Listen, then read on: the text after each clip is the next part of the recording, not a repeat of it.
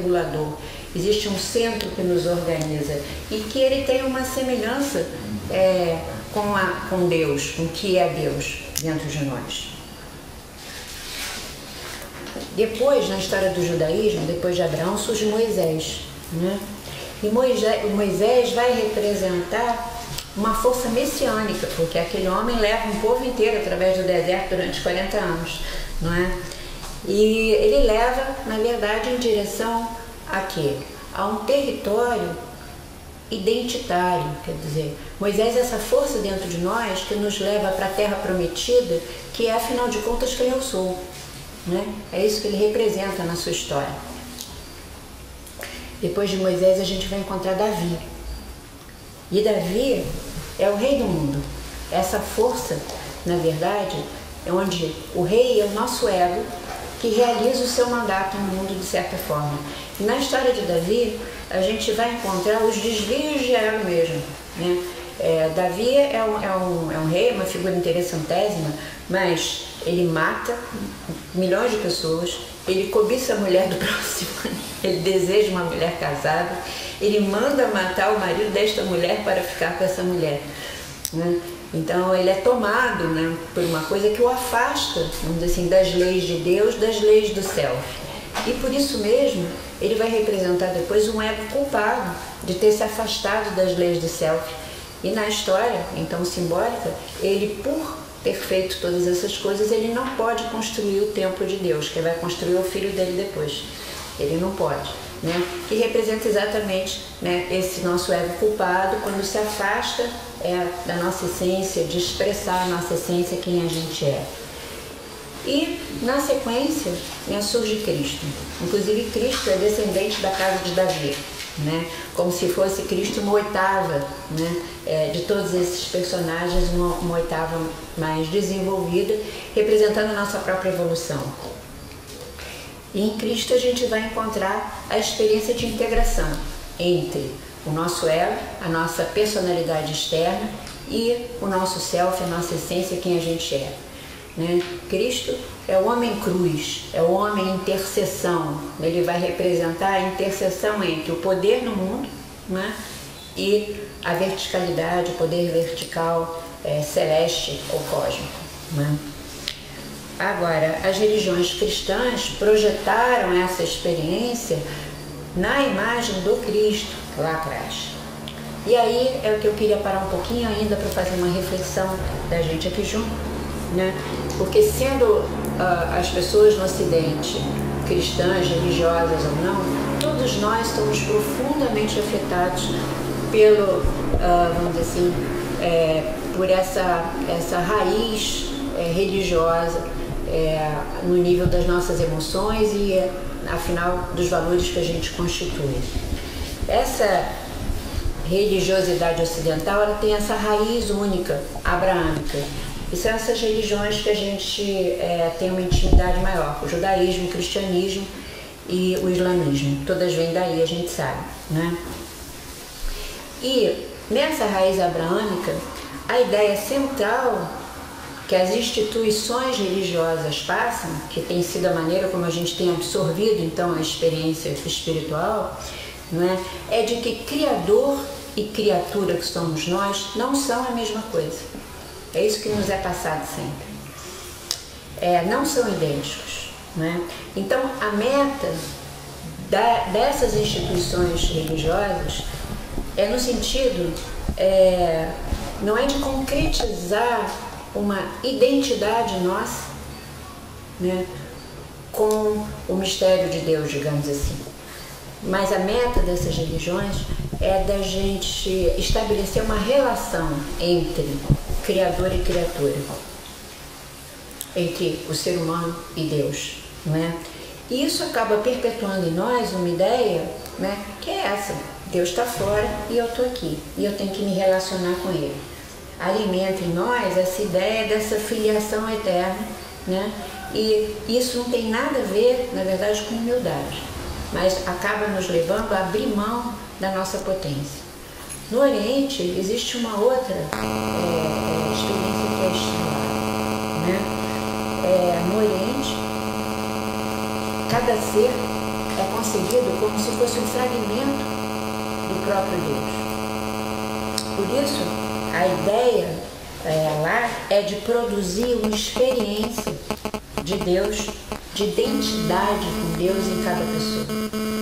A pessoa desenvolver uma identidade com um mistério que existe dentro dela e que, portanto, se torna imanente, sai de dentro dela e se manifesta no mundo. Porque ela e Deus têm uma parte idêntica, né? Que é impossível de se definir e que existe nela, existe em todos, por isso o senso de unidade e existe em todas as coisas.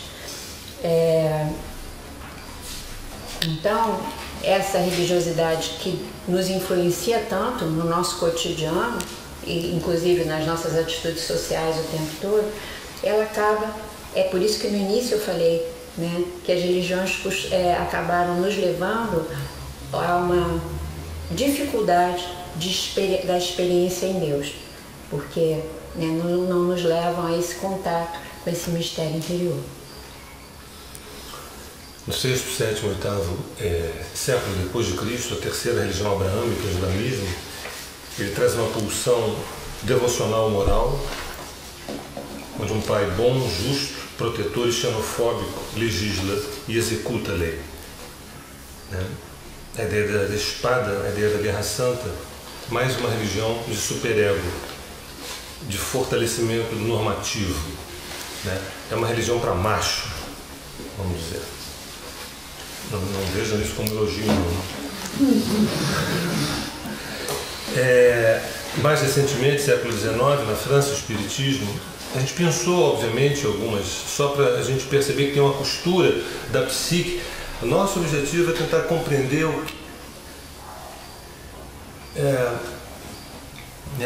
aquela história de que Deus é a imagem e semelhança do homem. É isso? Ou seja, Deus é parido desse homem. Então esse homem que fez essa história, que foi parindo essas religiões, foi parindo esses perfis, foi parindo esses deuses, porque na verdade Deus não tem nada a ver com isso. Mas o nosso recorte, a nossa edição, a nossa tentativa de compreender o mistério foi fazendo o nosso Jornal Nacional ao longo desses milênios, entendeu? O nosso Em Busca do Tempo Perdido, essa coisa toda. Então, a gente fez esse recorte para relembrar, para ver o que será que está acontecendo hoje nesse homem. Esse homem é realmente novo, é o mesmo de sempre, esse Deus. A gente está vendo que não, a gente está vendo que está tendo uma força diluente muito grande aí. O espiritismo é uma religião que cresce assustadoramente, e cresce muito também na surdina, muitas vezes. Às vezes até eu sinto que tem pessoas que têm até um pouco de vergonha, não sei, de ser, e não falam, mas é como se tivessem duas religiões. Tem uma religião, mas eu sou espírita, tem outra religião, mas eu sou espírita, tem outra. Por exemplo, é como se fosse um adúltero. O espiritismo é como se fosse a outra. Você está entendendo? Todo mundo que tem uma religião é espírita de alguma forma também, entendeu? Porque sempre cabe mais um, entendeu? E olha, eu vejo as benfeitorias que o espiritismo e essas religiões de alguma forma promovem num ego que ele não caminha pelas próprias pernas. Eu vejo a benfeitoria, entendeu? O problema é a gente confundir chegada com rio, travessia, barco, madeira e árvore. Quando a gente faz essa confusão, a gente pelo amor me salva, entendeu? Então, o espiritismo do século XIX para cá tem uma pulsão também, que é uma pulsão racional mágico, de um racionalismo mágico, é uma tentativa científica de tentar compreender através da razão esse mistério, que está muito fundamentado na base cristã, né? Então, procura atenuar o sofrimento da existência na relação com o mundo dos espíritos, né? Eu particularmente,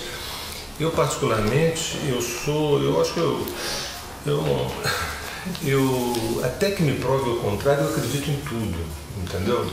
Porque eu tenho uma certa estrutura para lidar com o plano mágico, entendeu? Então, eu sei que essas instâncias, né, do espírito mais denso, do espírito menos denso, do espírito diluído, quer dizer, desse retorno ao grande caos, essa coisa toda, isso para mim são realidades. Então eu vejo no Espiritismo um processo bastante positivo, até de suportar certas dores mesmo. O problema para mim, muitas vezes, é quando você passa por cima de certas dores, porque um ente querido que a gente perdeu está ótimo, entendeu? E quase que não dá tempo da gente poder vivenciar aquele luto, aquela dor, aquele processo, mas você tem que estar convencido de que ele está ótimo no lugar. Ele até pode estar ótimo, mas isso não significa que eu tenha, de alguma forma, estar ótimo. Muitas vezes, ou quase sempre, as religiões não dão continente para o processo psíquico das pessoas, entendeu? Porque são modelos, são paradigmas, são lugares a serem chegados, então você tem que se superar. Então, e aí a gente vai representando. E para finalizar essa caminhada, né, a gente tem as igrejas pentecostais, nós temos os evangélicos, que eu preferia não datar porque é extremamente antigo, embora de décadas para cá tenha se anunciado muito fortemente dos Estados Unidos para o mundo todo, né? Que é uma exaltação redentora, uma exaltação redentora, um instinto de exaltação redentora, busca uma moral exaltada da cura pela fé em Cristo. Quer dizer, eu acho que essas religiões carismáticas, elas reclamam, porque no catolicismo há muita dor, há muita culpa, há muito sofrimento. E num dado momento parece que explode o anseio da vivência de um eros, o menos culpado possível, de uma força erótica o menos culpado possível. Então a gente às vezes vê pastor aos berros, como se Deus fosse surdo, mas aos berros, mas isso promovendo de alguma forma uma vitalidade. Ou seja, quer dizer, essa exaltação é como se chamasse, conclamasse, mas na verdade cada um desses pontos que a gente aferiu aqui vão apontando a como se fosse aquela história do elefante: segura o rabo não é o elefante, segura a orelha não é o elefante, segura a tromba não é o elefante. Quer dizer, tudo isso compõe o elefante, mas nada disso traduz o elefante, né? E agora a gente chega para falar um pouco sobre esse homem contemporâneo, para a gente poder chegar e essa religiosidade contemporânea. Mas antes de falar da religiosidade contemporânea, eu vou fazer um adendo aqui que eu não fiz e eu preciso fazer. Quando eu trouxe aqui uma reflexão sobre o cristianismo institucional que nos tem sido transmitido e que, na verdade, prioriza não só a experiência do Deus fora, quanto uma interpretação não simbólica dos textos sagrados, né, que insiste em interpretar historicamente, factualmente esses textos, e aí com isso, né, eu acho que abortam a possibilidade da gente ter uma inspiração profunda a partir desses textos sobre nós mesmos, né? Claro que tem pessoas que fazem isso diferente. O Francisco traz um cristianismo que é o oposto disso tudo, não é? Mas infelizmente isso ainda não é o dominante, né? O que a gente vê acontecer com a maioria das pessoas, né?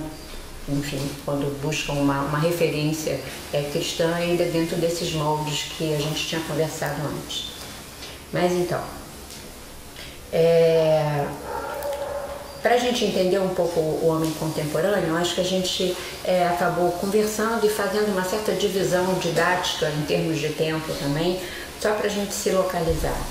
Então é como se esse homem que a gente está chamando de contemporâneo pudesse ser percebido em 3 fases cronológicas, na verdade, diferentes, né? A primeira seria o que a gente nomeou de homem pré-revolução dissolvente. Pré-revolução dissolvente. E eu já vou definir o que é esse negócio de revolução dissolvente aqui, né?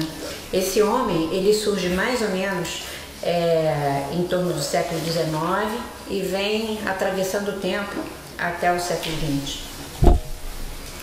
A segunda fase seria o que a gente também nomeou de homem em transição.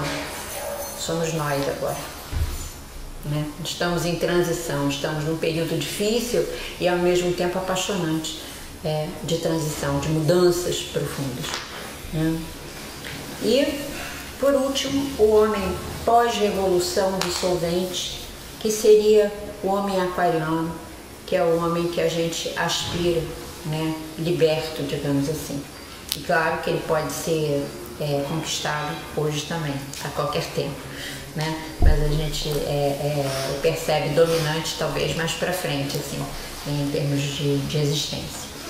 Mas então o que é essa tal de revolução dissolvente que a gente trouxe aqui, né? A revolução dissolvente, eu acho que são as mudanças imensas que dissolveram os territórios constitucionais de referências para as nossas certezas, para as nossas identidades, para as nossas referências de ser e de poder. Isso, né, veio mudando, né, drasticamente. Essas mudanças eu acho que foram e são altamente deflagradas e influenciadas pelas inúmeras tecnologias, né? As tecnologias de rede, que são maravilhosas e têm também os seus aspectos sombrios, né? Então a gente está falando aqui de internet, de celulares, coisa que a gente, né, todos nós conhecemos bem, mas essas tecnologias, elas dissolvem esses territórios de identidade, dissolvem os parâmetros, né, que nos definem na nossa vida cotidiana. Facebook, Twitter, todo mundo invade todo mundo, né? Onde é que é a fronteira do meu eu? Né? Sem falar em reality show, essas coisas que se desenvolveram. Então tudo se mistura. A ideia é muito de que estou conectado, por isso estou vivo, né? Mas, ao mesmo tempo, né, várias coisas vieram acontecendo, como a dissolução dos vínculos familiares. E tudo tem o seu aspecto sombrio, o seu aspecto extremamente positivo, né? Então, a gente tem a liberdade de estar hoje, né, casado e poder, sem dramas, poder se separar, mas as famílias hoje em dia também já são formadas por vínculos que não são sanguíneos mais, né? A gente acaba, né, cuidando do filho do ex-marido, da filha e vai formando aquela família imensa, muitas vezes maravilhosa, muito mais interessante.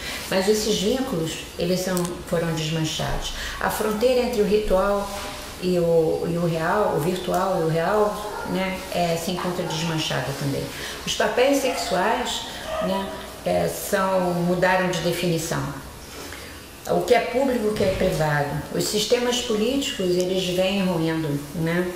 As esquerdas praticamente viraram direitas hoje em dia, a gente tem uma experiência disso aqui, né? As empresas agora, né, para poder sobreviver, fazem megas fusões, então de repente eram umas empresas, agora não é mais, é uma outra coisa, todo mundo junto, né? Sem falar no esgarçamento da economia, né, em todo mundo. Então, esse homem pré-revolução dissolvente, né, é o homem moderno antes da revolução dissolvente, né? Esse homem moderno, que ele acreditava na era industrial, ele acreditava que a ciência, na verdade, e a produção, e por isso o capital, ia resolver todos os problemas do mundo.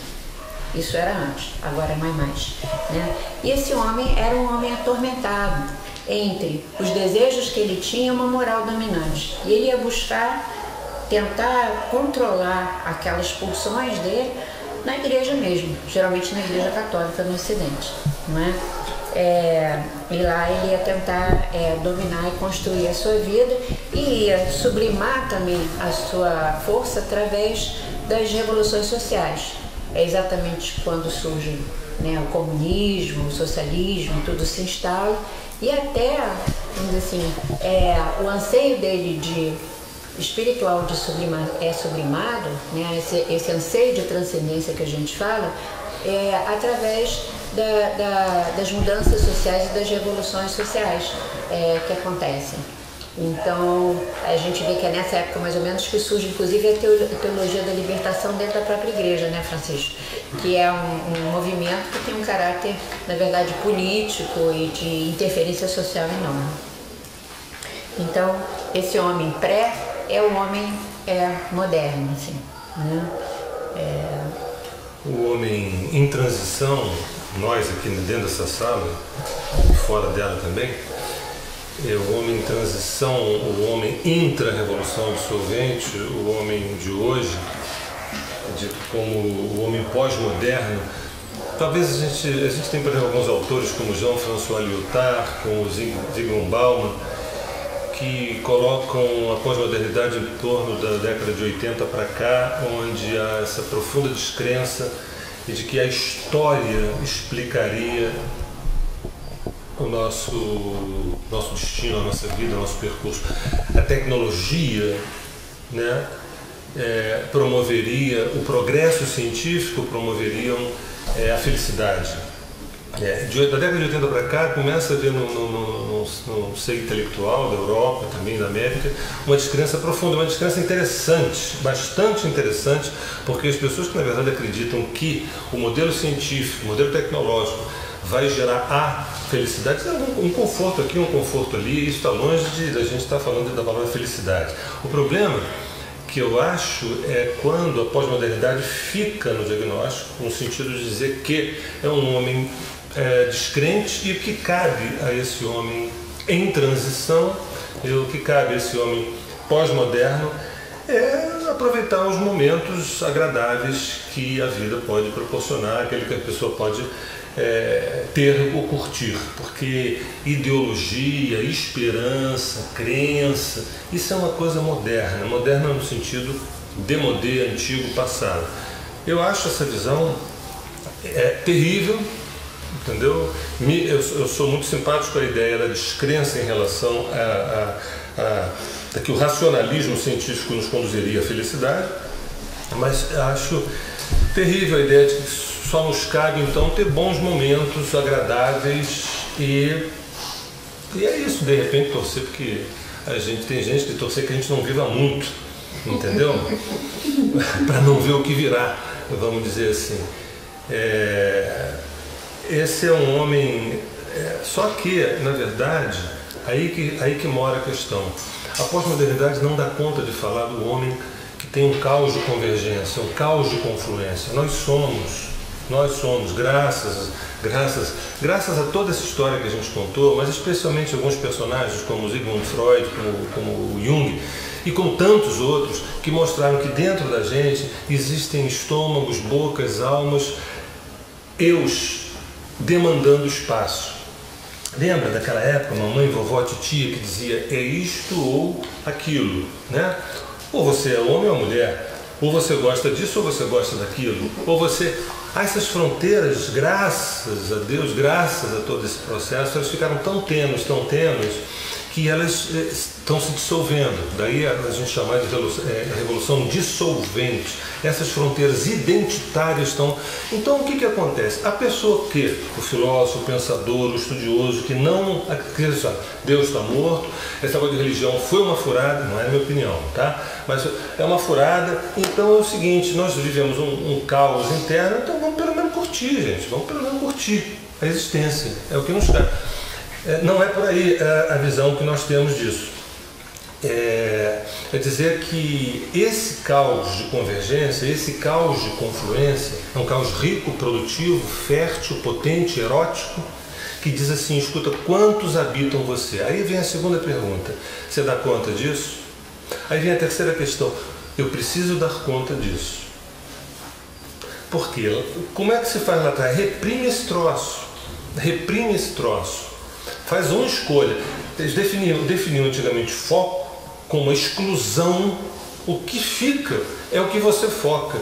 Entendeu? O que é foco num passado moderno? O foco é o seguinte, você não dá conta dessas coisas que moram em você. Então tira isso, sobra isso. Aí a gente entende por que a origem do adultério, a origem do alcoolismo, a origem dos desvios. Por quê? A gente fez uma escolha. Entendeu? É como se a gente tivesse 5 filhos e alguém escolha um para você se dedicar, os outros 4 você abandona. Essa ideia é inconcebível. Mas e se nós formos o nosso pai, a nossa mãe, o nosso filho e o nosso Deus?